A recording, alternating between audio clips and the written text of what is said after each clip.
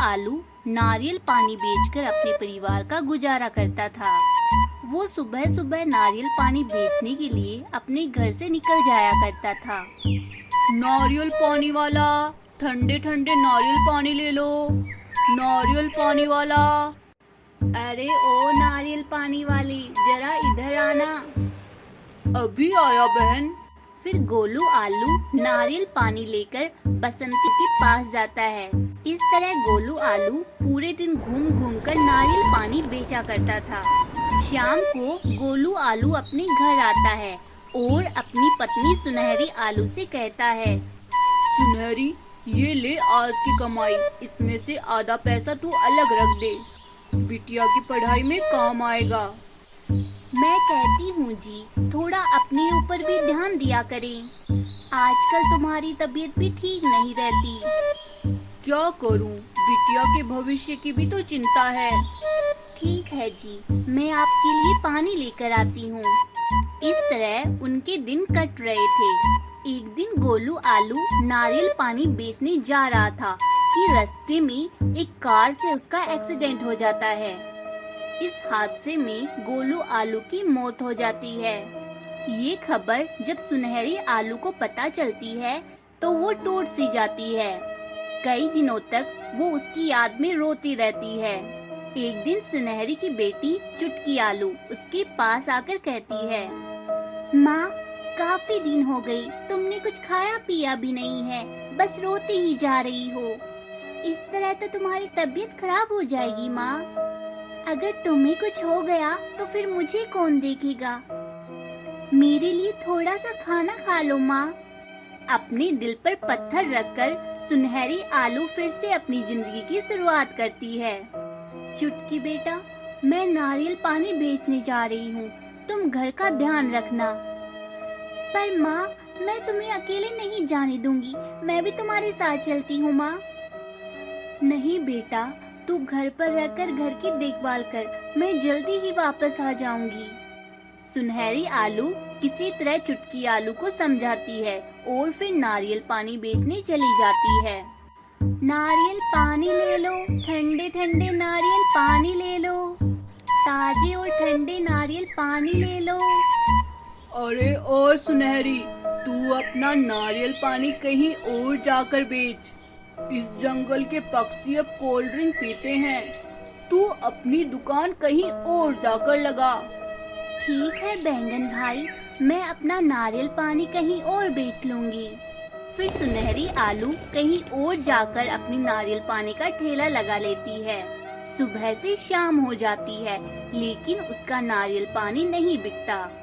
जंगल के सारे पक्षी केवल कोल्ड ड्रिंक पी रहे थे। नारियल पानी नहीं बिकने के कारण सुनहरी आलू उदास हो जाती है। इसी तरह कई दिन गुजर जाते हैं।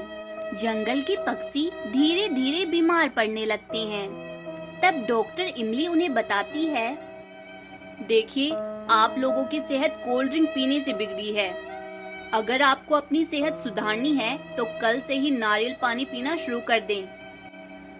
डॉक्टर इमली, हम लोग आज से ही नारियल पानी पीना शुरू कर देते हैं। फिर सभी सब्जी मिलकर सुनहरी आलू के ठेले पर जाते हैं। तब सुनहरी आलू उदास अपने ठेले के पास बैठी थी।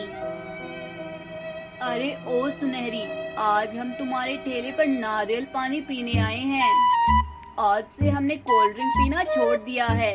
क्या तुम हमें नारियल पानी पिलाओगी?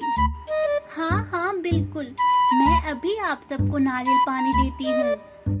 फिर सुनहरी आलू खुशी खुशी सबको नारियल पानी पिलाने लगती है। अब सुनहरी आलू नारियल पानी बेचकर अच्छा पैसा कमाने लगती है और अब खुशी खुशी अपनी बेटी के साथ अपनी जिंदगी बिताने लगती है।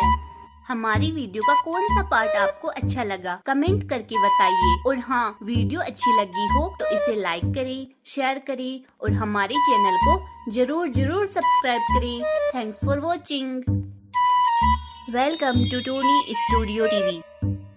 सुंदरवन जंगल में मोना और कांचा नाम के दो लालची दोस्त रहते थे। दोनों जल्द से जल्द बहुत सारे पैसे हासिल करके अमीर बनना चाहते थे। एक दिन मोना कांचा से कहती है, हमें पैसे कमाने के लिए कोई रास्ता अपनाना पड़ेगा, वरना इस तरह हम कभी भी अमीर नहीं बन पाएंगे। हाँ, तुम ठीक कहती हो। मेरे पास एक बहुत ही बढ़िया आइडिया है। रात को हमारे जंगल के पक्षी घोड़े बेच के सो जाते हैं। क्यों ना हम रात को पक्षियों के घरों में चोरी करना शुरू कर दें। लेकिन अगर चोरी करते समय कोई पक्षी जाग गया तो हम दोनों पकड़े जाएंगे। नहीं, तुम चिंता मत करो। मेरे पास पक्षियों को बेहोश करने का बहुत ही अच्छा स्प्रे है। इसकी मदद से हम पक्षियों को बेहोश करके घर में रखे सारे सिक्के और जेवरात लूट सकते हैं। ये सुनकर मोना बहुत खुश होती है। फिर दोनों दोस्त बंटी हलवाई के घर पर चोरी करने पहुंच जाते हैं। ये मोटा हलवाई बहुत पैसे वाला है। इसके घर में बहुत सारे सोने के सिक्के और गहने मौजूद होंगे। उसके बाद दोनों दोस्त बंटी हलवाई की खिड़की के पास पहुंच जाते हैं। इसके बाद मोना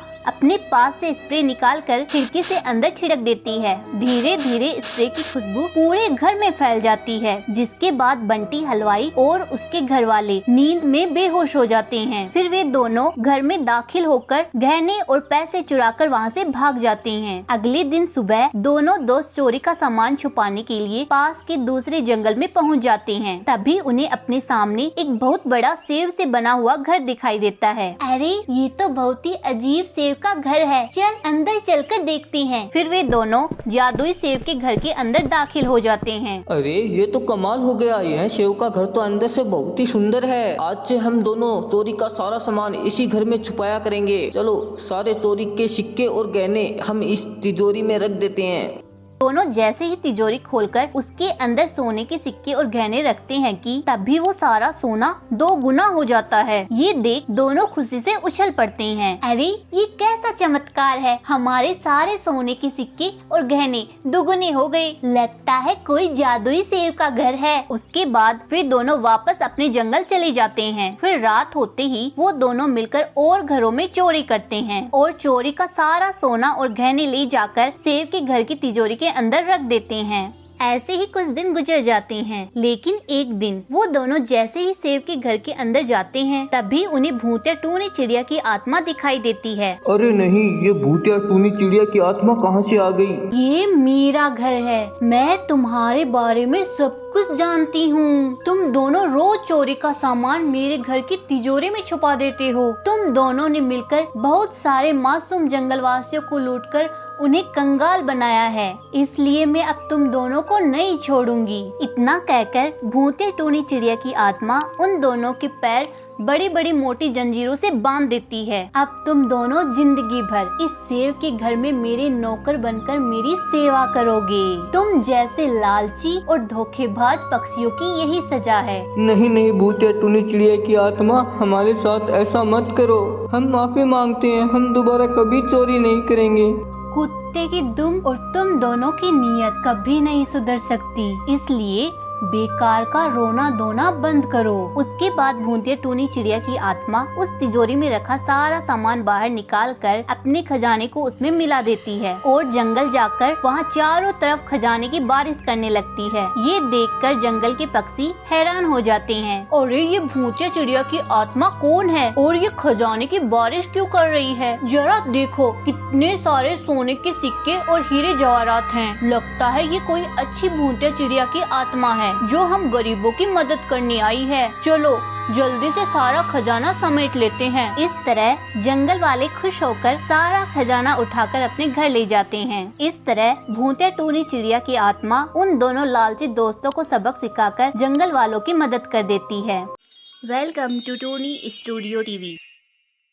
ओम फो, यहाँ तो सभी धर्राटे काट रहे हैं। तभी भूतिया चिड़िया की नजर एक सुंदरी कव्वे की नेकलेस पर पड़ती है। रहा नहीं जाता, तड़प ही ऐसी है। देखो तो सही, कितना खूबसूरत नेकलेस पहनकर खड़ी है ये कव्वी।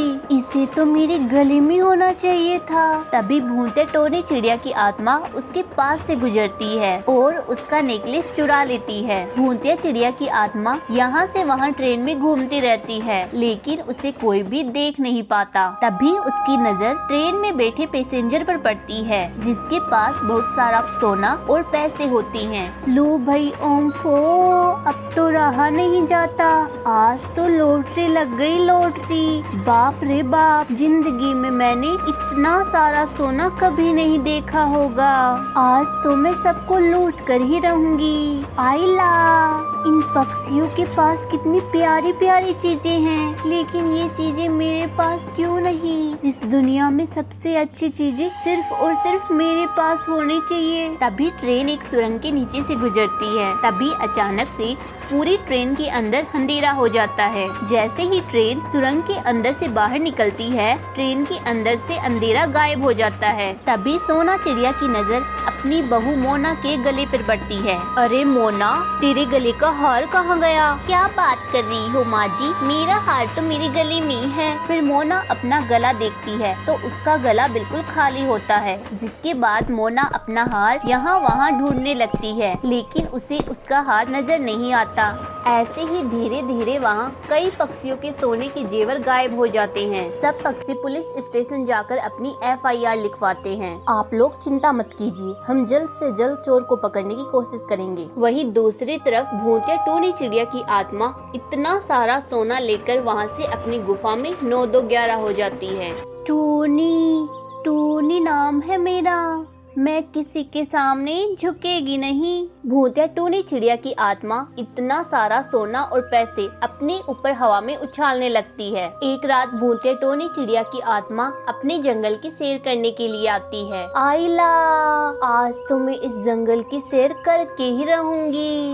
काफी टाइम हो गया है अपने जंगल वालों को देखे बिना, उनकी खैर खबर भी तो लेकर आती हूँ। भूतिया चिड़िया की आत्मा जंगल में पहुँच जाती है। आइला, यहाँ तो चुराने के लिए कितना सारा सामान है। आज तो मैं यहाँ सबका सामान चुराऊंगी।